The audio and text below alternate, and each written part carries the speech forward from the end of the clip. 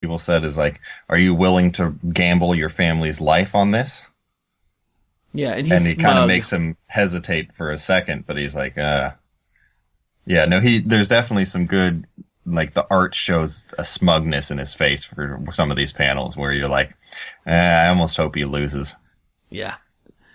And then I guess there's some back and forth. We find out how a couple of these people came to be together.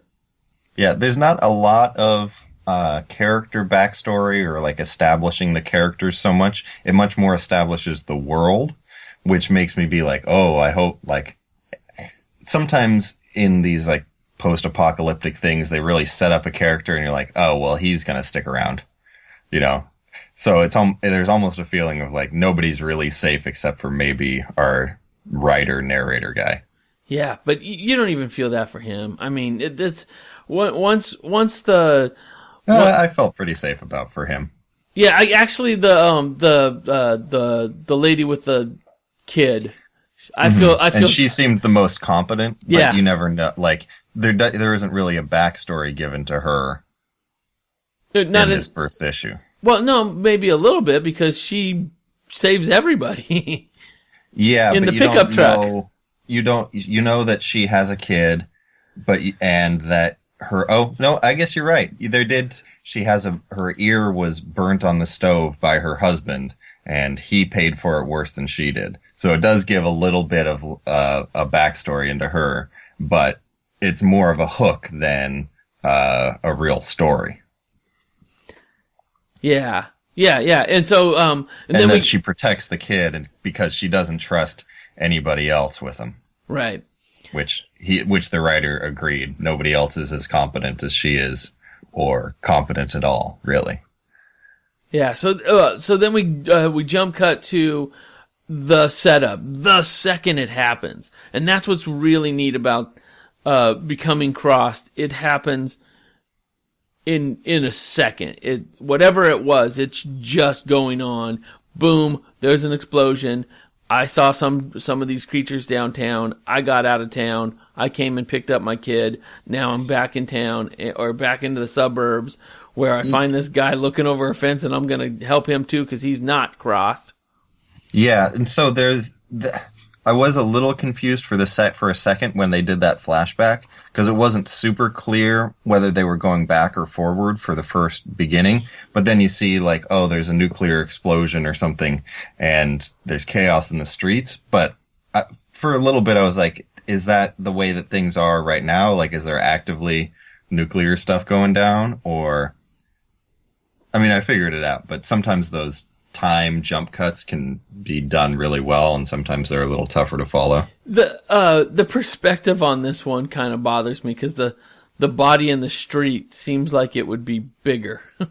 Does that, you know what I'm saying? Like, you could see somebody being thrown out a window over there, and then there's like this splotch of a body on the street, and the body seems... No, I think that body got like smushed out. Oh, like so it's smaller because it's been smushed?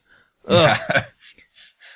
Yeah, it's a horrific scene that this guy's looking at over the fence, but it's not as detailed as that very first scene that we saw. But we get the sense that this is some bad stuff. Ugh. Yeah. And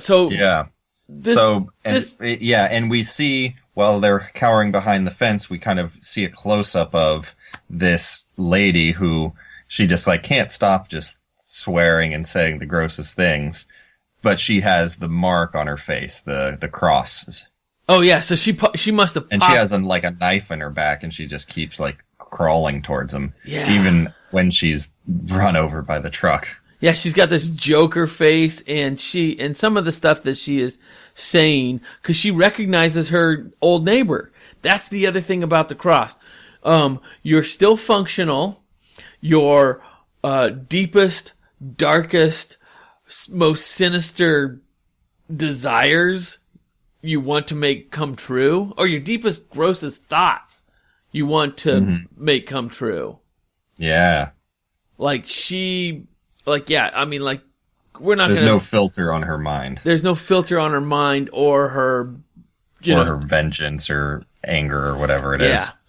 And so like it's yeah, she's coming after this guy for sexual purposes, to eat him, for anything that she wants. I mean, like, she's claiming that it's gonna be all sex, you know? Mm-hmm. Oh God, yeah, terrible. Yeah, and this is kind of a cool thing because you almost get a voice to the cross because all of the cross language is done in red. So these zombies speak. Yeah, and it doesn't seem like they're moving slow either. No, they still have the human. Yeah, they're not brain dead. They're just get cross wired. Mm-hmm. Yeah. So he has a near attack with this woman who is just he was cowering behind the fence with two other people, and this woman got scent of them or whatever, came after them, and they are saved by our other hero. By the lady with the burnt ear. The lady with the burnt ear and the kid, and she has a cool pickup truck and gets in there and she runs over this lady with the cross. Oh, and then like she just starts bouncing people off the bumper. Oh my gosh! Yeah, look at she's like, she just tells it's. You can imagine her speaking very calmly when she's doing it too. Right now, this one is very foul because the woman that was the crossed zombie that was trying to attack these people has been run over by a truck, and she's screaming out in sexual satisfaction. Like, oh, I read that differently. And all of her, I read it like she said, "Jesus, I'm coming." I'm dying, and I'm like moved on from being mad about this guy, and now she's like gonna go take down Jesus. She is. I think this is the ultimate in like, just like this tire spinning out her. God, this is so foul. The tire is like spinning out her guts, her insides, and she's in ecstasy. Yeah. Okay, I can see it that way too. Yeah, both are bad. Yeah, nothing there is good. So there's a lot of wordplay here as the setup continues when they're making their getaway. I saw him downtown. I saw him too. What is going on? Was that a nuclear explosion? It's all set up as we're blasting off out of town. And then we cut back to this cave. Oh, as we see another guy go flying over the hood. Mm-hmm. And we're back at the cave, and it's time to move. We've been found out. Been found out, exactly. So, yeah, they're constantly on the move. They don't really have enough food. So they go deeper into the woods, and the guy who thinks salt is the solution, his wife twists her ankle, and she begs him to shoot her so that way he can take the daughter and she won't turn into whatever she won't get the cross. Yeah, we've seen it. These people, you get the feeling that these people have seen enough of this carnage that taking a bullet and just being dead is better than what is inevitable. Yeah, better to be killed than tortured. Better to be killed than tortured, and the torture happens. Yeah. Yeah, that's pretty bad. Like, it's pretty graphic. Like, it's a full double page of the kid getting literally torn apart from each limb with like a hatchet chopping him up in the middle, and then the mom is like turning, and she's just swearing at the guy for making the wrong choice, and they're both being this is taken from behind. Yeah, they're being raped, and at the same time that the man is being raped, this is so hard to talk about. His like guts are getting taken out. His guts are being like pulled out. Yeah, he's being disemboweled, and like all of the everybody has got this like crazy cackling smile on their faces. All of the cross people are always cackling and smiling and laughing like it's oh. Yeah, and she's like slowly being turned as fluids are being exchanged. Yep. And, yeah, and there's just... And that's pretty much the end of the comic. Yeah. And, except that he did try to do the salt. Yeah. So instead of, I guess I skipped that, sorry.